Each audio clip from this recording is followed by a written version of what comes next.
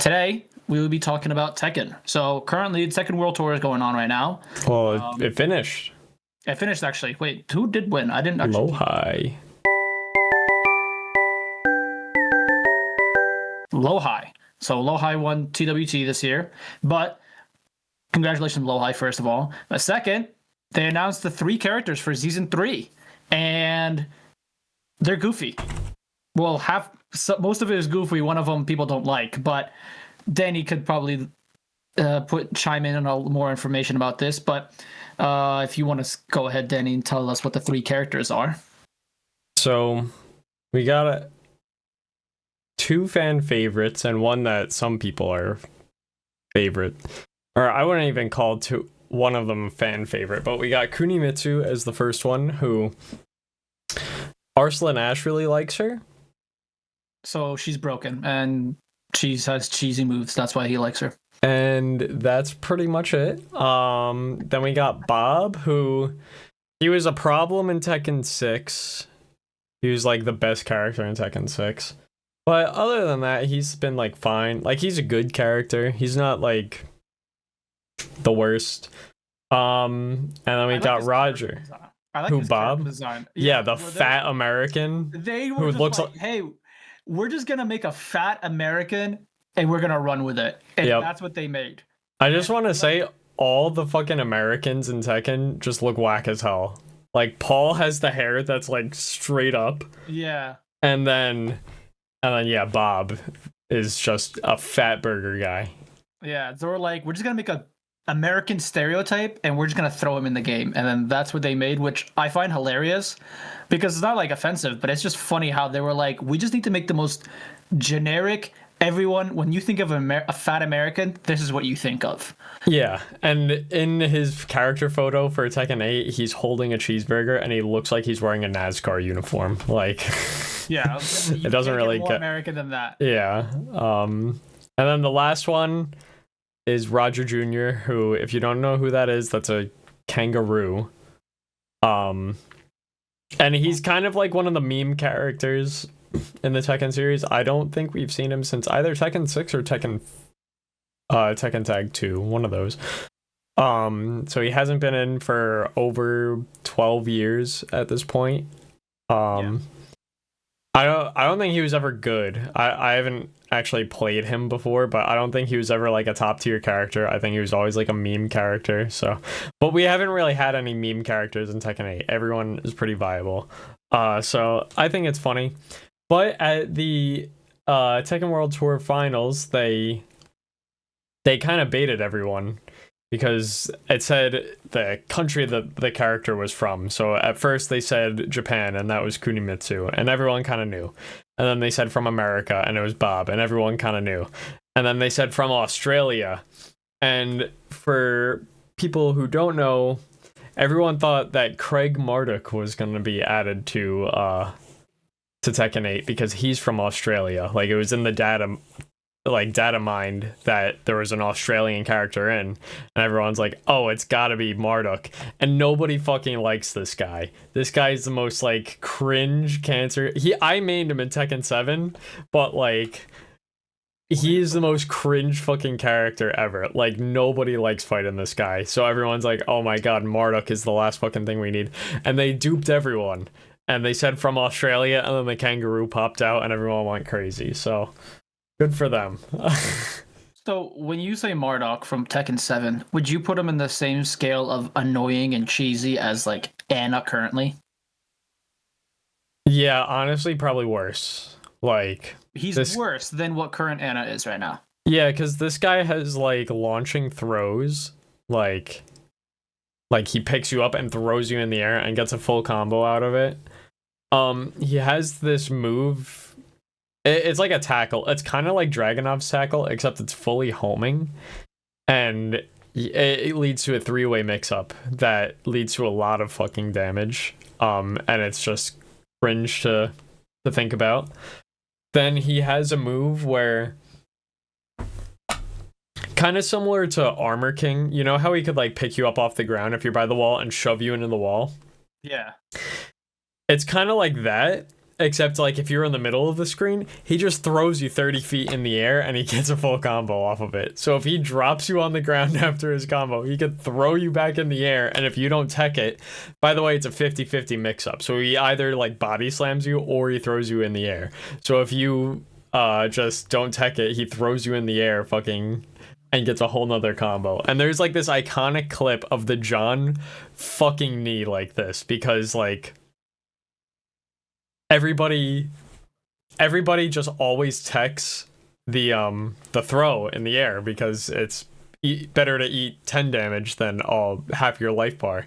But then the John conditioned knee to just break the fucking 10 damage one like 20 times in their set. And then there's this clip where the John just fucking throws them, like loops them like 6 times in a row. You can infinite. Yeah, it's not like a true infinite, but if someone doesn't tech it, you can infinite them. Yeah. That's actually insane. So, like, that's not a character you want in this game. Yeah, that doesn't sound fun at all. Because imagine you just like, all right, he's done with his combo. Let me try to get out of it. Nope, he just grabs you again. Yeah, and he keeps grabbing you. It's like what is it? King's like almost like endless grab combo, where if you just don't tech it, you just keep going over and over and over. Yep. No, but I think these character designs are good. Minus Kinemitsu, she looks kind of like, I don't know, nothing interesting about her, but I really like how they brought Bob, a fat American who is dressed as a NASCAR and eats burgers, and then they brought a kangaroo. But Bob, just because he's shaped like a bowling ball, that guy is fast. That guy moves like lightning. Like in Tekken 6, he was like the biggest problem because he just like moved at Mach 5, and in that game, like movement was like super good.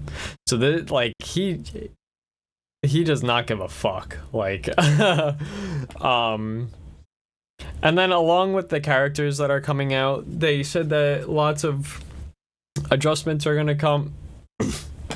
Where the big problem with season 2 was they pretty much lied to everyone before it came out and said, hey, the game's super aggressive right now and it's making it not fun in some instances.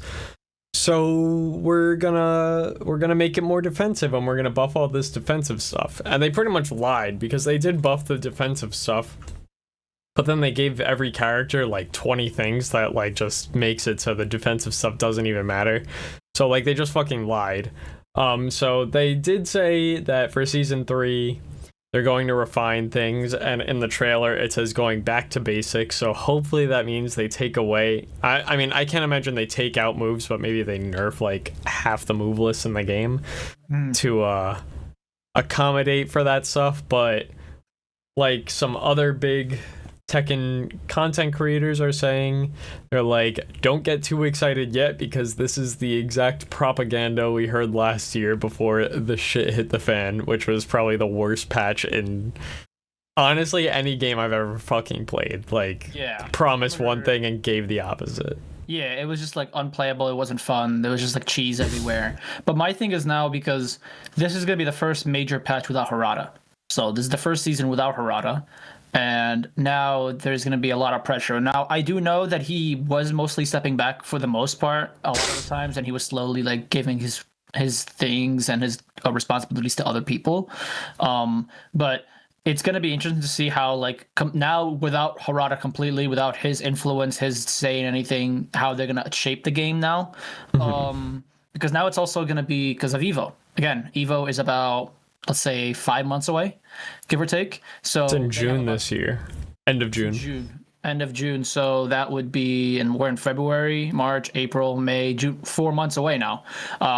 So they have 4 months to genuinely make this game almost good again. Again, it's probably going to still be the top 3 biggest, most like played game in EVO, which is normal. But you don't want to have the cheese of, again, we were there in finals last year. It was Anna and Anna. Until Anna, Nina. Yeah. Now, the most two fun most characters to watch on this game. Yeah, like nobody wants to see that. It was the most boring match ever. Like nobody wanted to see that. Nobody wanted to watch an Anna or an Anna. Like I remember that top 8 was so fucking like bad in terms of character.